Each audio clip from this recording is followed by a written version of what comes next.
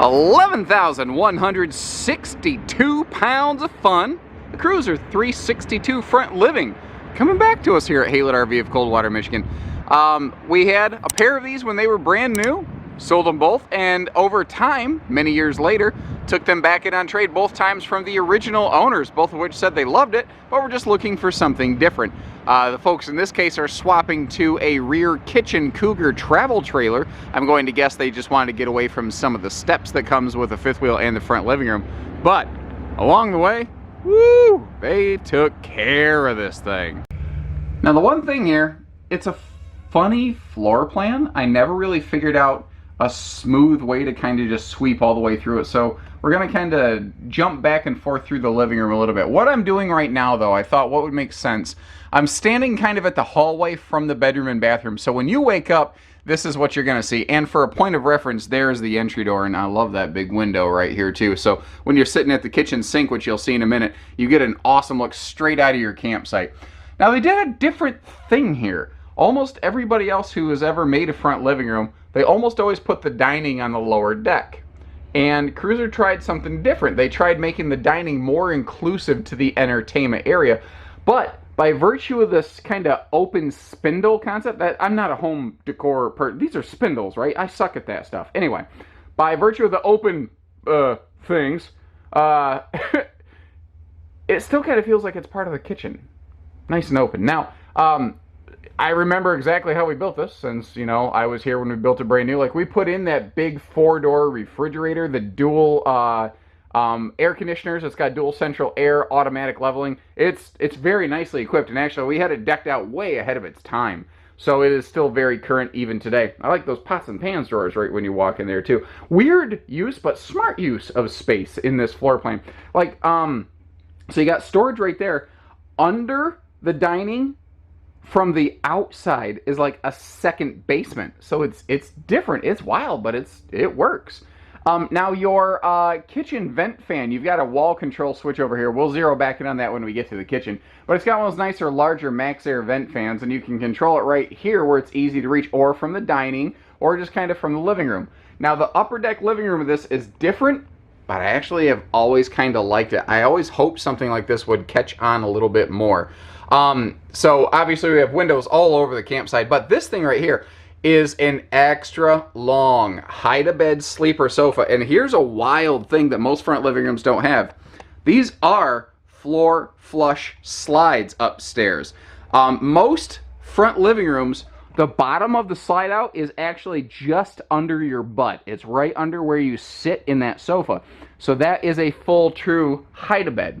And that means that it, you know, it has a little bit of storage under it, and obviously this thing will open up into virtually like a Camp King sleeper for guests. It's great. Our windows are cross breeze. We have roll-down night shades, and you know, easy viewing entertainment right here. This is just the focal point of the whole rig. Now, when this was made, I don't think it had that LG TV. I think it had something similar. Maybe it did. I can't. Well, I guess I'm forgetting that one, but a lot of stuff wasn't HDMI wired. Previous owners went through and very nicely ran a huge HDMI cord, and that thing has like 8 extra feet of space. So what I think they did, and this is why I was stressing that these are floor flush slides, because instead of just a pair of bench style sofas, it has a pair of recliners, which is something you can't do in most front living rooms over here in a slide out. So these chairs can swivel. You can see how wide or how much room there is between them. So if you want to pull those chairs out, if you want to swivel them, you want to face TV, you can do whatever. But what I think they did with that HDMI cord, I think somebody sat there. I think they plugged like a laptop or something into that extremely long HDMI cord that they ran, and then they had like a giant, you know, home entertainment center coming off of their laptop. I think that's what happened. I don't know that, but I do campsite CSI, guys. Camp Scene Investigator. Josh the RV Nerd at your service. We're going to get to the bottom of this, brother. Whipping our way back around here. And once again, light, bright colors. Like, I don't have any of the lights on in here. Plenty of windows, light colors. It looks and feels nice and open. Now, if you're not into this, take it out. There's nothing that says you got to leave it there. And what's actually kind of cool is, if you are so inclined, this is a true freestanding dining arrangement. You could rearrange or do any of this any way that you please. It's kind of a neat thing that way. So we work our way back downstairs once again. Take a look at the, good counter space.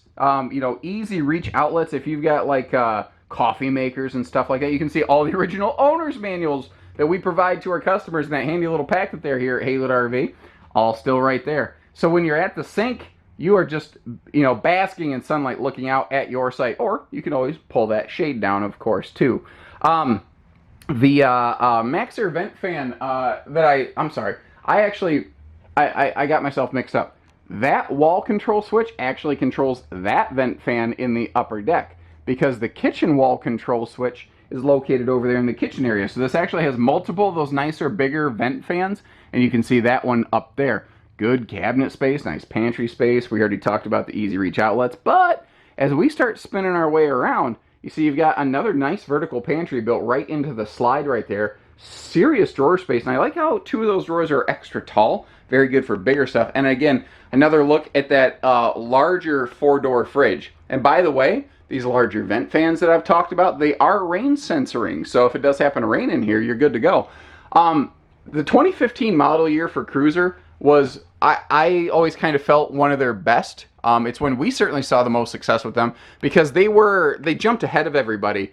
And in model years after that, they slipped, they regressed a little bit, and everybody else pushed forward, I think. Now, little stuff like this was like before you had the LCI touchscreens, this is an actual Android tablet. It can actually be removed if you are so inclined, but this actually does charge the tablet as well. There's a handy little charger cable in there, and you can use this for a variety of reasons. You can hit this little activation button. I just don't have power to the coach right now. It can, you can actually, if you have Wi-Fi access connected to the internet, look up help and manuals, or, you could use it for a general tablet thing if you are so inclined, although phones have come a long way since then. You can also control some of the functions of your RV on it. Very cool. Now, this is a dual entry bathroom. You see the door over here as well as the door here. So you have excellent privacy. If you do have a guest on that big giant hide-a-bed, you can keep these doors closed, and each sleeping area has access to the bedroom, or bathroom rather, without disturbing one another. Big floor-to-ceiling linen, and I like a lower deck bathroom in a fifth wheel. It's very rare, but I love it because it means we have this enormously tall ceiling in here. So if you're big like me, like I've had a lot of people say, dude, I'm like almost 7 feet tall, or I am 7 feet tall. I need an RV where I can fit into the bathroom, and I can't do that most of these. Well, this one you will. Now remember, we added that second air in here when it was brand new, and there she is working like a champ. Awesome storage. This bedroom actually reminds me of some of those old classic kind of like early late 2000s Cougar and Wildcat fifth wheels, where they were just doing these wacky different bedroom arrangements, not the same thing every single time, and it worked. Awesome dresser storage down below. You got like his and her closets on either side. There are entertainment hookups. If you want to put a TV right there, you definitely can. Windows everywhere, including cross breeze windows on either side of that 60 by 80 True Queen. This is not going to be king capable.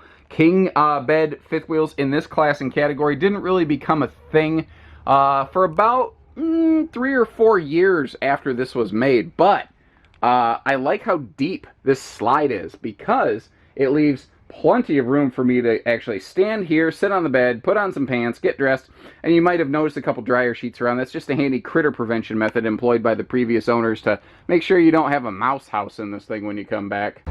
Once again, using the entry door as a point of reference, I love how the middle of this is unobstructed. There's no slides in the middle of it, as is super common in a lot of front livings, because that means that our patio awning and our little patio space is open, unobstructed, and very nicely defined, with the bed slide in the back and the living slide in the front. This is your hangout spot. Now remember how I said under the dining table there was a extra bonus storage space, and I don't know if you heard the horn on that truck, but it sounded a lot like the horn that you hear in the Macarena song. Entertainment hookups out here. All slam latches on your exterior baggage compartments, which is nice. Also, something most front living rooms are not good at is outside basement storage. And that is one of the areas where they really succeeded here, way ahead of the rest of the market on the Cruiser 362. It's one of the reasons that we liked them here at Haylett RV. Unfortunately, they just didn't build them for like more than one season. But at the time this was built, front living rooms had like maybe the amount of pass-through storage as a travel trailer, and here this thing was with that huge compartment. This also has shock dampening pin box and suspension, very much like what Cougar just adopted last year, but this was built back in 2015, so again, way ahead of its time. Remember, we did option it with that nice auto leveling system, and you may have noticed, look at the gleam on the glass. The Cruiser series was very uncommon in its category, and then it had a really high gloss skin and finish on it. That's something you didn't tend to find until you're up into like Montana and Pinnacle money. And this is not a Schwintek slide. They weren't using those. It's called a power gear system. They use that in motorized, guys, because it can handle a lot of weight reliably while still being lighter in weight itself. Underbelly enclosed, heated. They never 0 degree tested Cruisers. I always felt they would be capable of achieving that success, but they never tested it, so I don't want to make a promise I can't keep. I guess I'll just have to call it extended season. There's your auto leveling controls, by the way. Now, a neat thing too here, if you look at these slide flanges, you see how it's got kind of a two-tier taper on it. That is actually something that this company had a patent on. They had a different type of slide seal system. At a glance, it looks very similar, but here's the thing. Most RVs, when you feel around back in here, you'll feel a pair of wiper seals, and of course this has it. But you see a bulb here and a bulb here. They had an extended slide flange so that there was a 4th point of seal contact, whether the slide was all the way in or out, instead of only a 3rd. I think 3 points of contact is great, but they went an extra step to make sure the weather stayed out of this thing. That was pretty darn cool. Factory installed accessory hitch on the back of this, so 300-pound rating or so on those if you want to add a little bike rack or something. I've had people say, well, you know, could you do some towing on it? Well, they didn't rate it for it. I'm sure that you could bulk it up a little bit and probably be fine. This is a pretty long RV though. Front living rooms are usually anything but short, so you'll have to kind of check with your local authorities to make sure you're not going to go past a maximum length restriction, because that varies wildly from state to state in terms of recreational doubles. Couple of storage spots on the roof where the RV had just been sitting there while the weather was doing its thing when the RV wasn't in use, but it's obviously been regularly cleaned and maintained because the whole roof isn't discolored. It's just spots, and that's what happens. Seals look good. Actually, if you take a look at this, you can see there's 2 different shades on the seals. That indicates that they have been proactively taking care of their stuff and touch-up sealing as needed. And this looks fantastic. My guess is around here in the Midwest, you'll get another couple seasons on this before you even got to worry about doing a peel and seal or anything like that. Everything looks good. I mean, looks really good. Now, if you're going to do some traveling, an 11,000-pound front living room is extremely light, relatively speaking, considering, like in a Montana, in a Pinnacle, a front living room would be 15,000 pounds, and this thing weighs 11. So it's a good traveling front living room, but frankly, the floor plan really lends itself also to like park destination use. So I could see this going to a lot of different people. I don't expect it to really last very long. Now, as you can see, I mean, there's literally inventory as far as the eye can see here at Haylett RV of Coldwater, Michigan. And I see another sold one getting pulled out right now, and I see 3 leaving, sorry. So, hitching, pieces, parts, trades, finance, truck and trailer package deals, RV delivery, and everything between. We do it all at Haylett RV, so take care, stay safe, have fun, and happy Haylett camping, everyone.